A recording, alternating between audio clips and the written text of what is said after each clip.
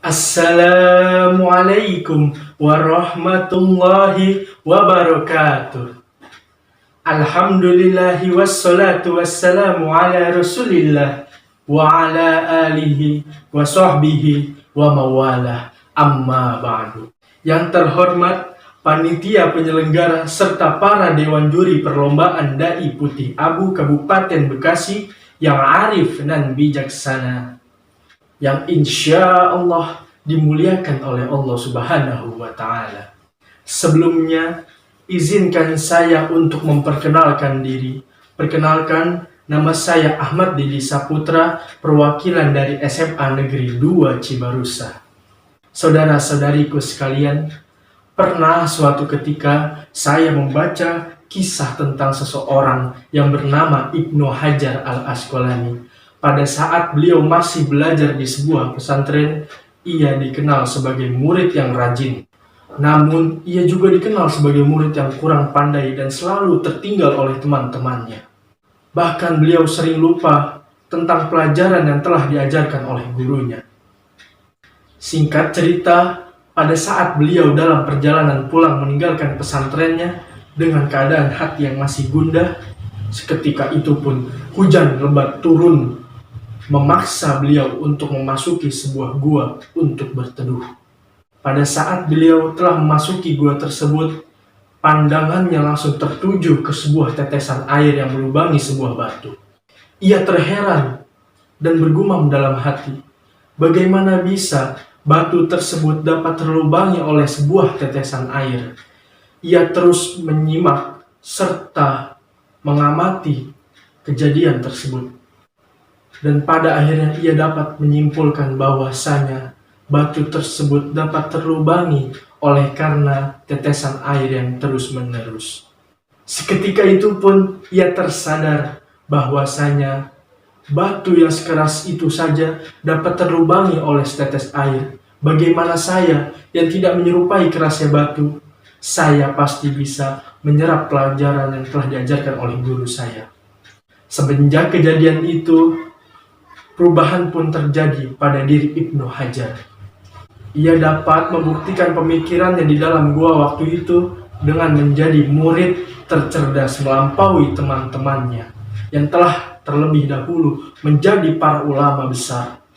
Dan ia pun tumbuh menjadi ulama tersohor dan memiliki banyak karangan dalam kitab-kitab yang terkenal pada zaman kita sekarang ini. Salah satu contoh kitabnya adalah kitab Fathul Bari, dan masih banyak lagi yang lainnya. Adapun pembahasan kita pada kesempatan kali ini adalah mengenai kewajiban umat Islam dalam menuntut ilmu. Oleh sebab itu, saya harap saudara-saudariku sekalian dapat menyimak dengan baik serta dapat mengambil hikmah dari apa yang akan saya sampaikan. Pembahasan kali ini adalah mengenai kewajiban menuntut ilmu. Kewajiban menuntut ilmu telah diterangkan di dalam Al-Quran dan hadis. Belajar merupakan suatu keharusan bagi setiap manusia, karena dengan belajar, manusia dapat meningkatkan kemampuan dirinya. Dengan belajar pula, manusia dapat mengetahui hal-hal yang sebelumnya tidak ia ketahui. Kita sebagai umat Islam harusnya lebih memperhatikan lagi dalam hal belajar.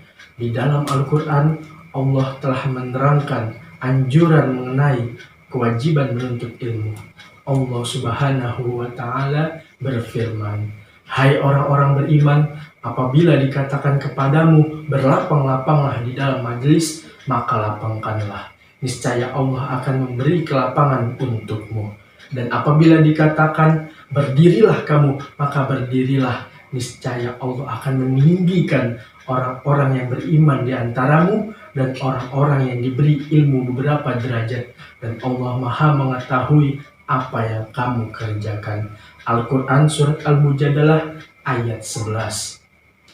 Kutipan ayat tersebut menerangkan bahwa betapa Allah akan mengangkat derajat mereka yang menuntut ilmu beberapa kali lebih tinggi dibanding mereka yang tidak menuntut ilmu.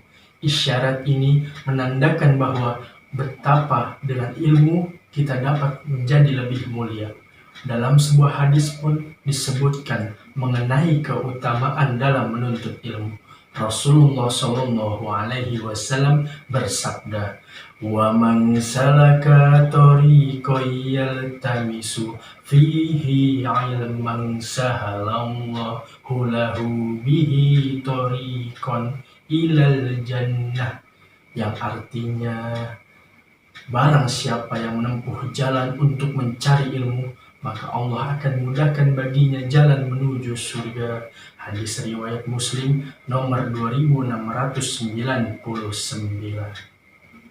Seperti kisah Ibnu Hajar al-Asqalani yang telah disampaikan sebelumnya, yang mana di dalam kisahnya dapat menjadi motivasi bagi kita semua, bahwa sesulit dan sesusah apapun itu, jika kita melakukannya dengan ikhlas, rajin, tekun, serta sabar, maka kita akan menempuh jalan menuju keberhasilan. Jadi, janganlah kita mudah berputus asa dan patah semangat, karena kegagalan adalah hal yang biasa. Tetapi, jika kalian berhasil bangkit dari sebuah kegagalan, itu baru hal yang luar biasa. Kesimpulannya, hendaknya kita belajar dengan giat, sehingga kita memperoleh ilmu pengetahuan yang luas, sehingga kita dapat memberi manfaat bagi orang yang berada di sekitar kita. Terima kasih atas waktu yang saudara-saudariku luangkan. Semoga Allah Subhanahu wa Ta'ala memberikan barokah atas apa yang saya sampaikan. Apabila ada salah kata atau kalimat yang kurang berkenan di hati saudara-saudariku sekalian, saya mohon maaf sebesar-besarnya. Akhir kata, wallahul muwaffiq illa aqwamit thoriq. Wassalamualaikum warahmatullahi wabarakatuh.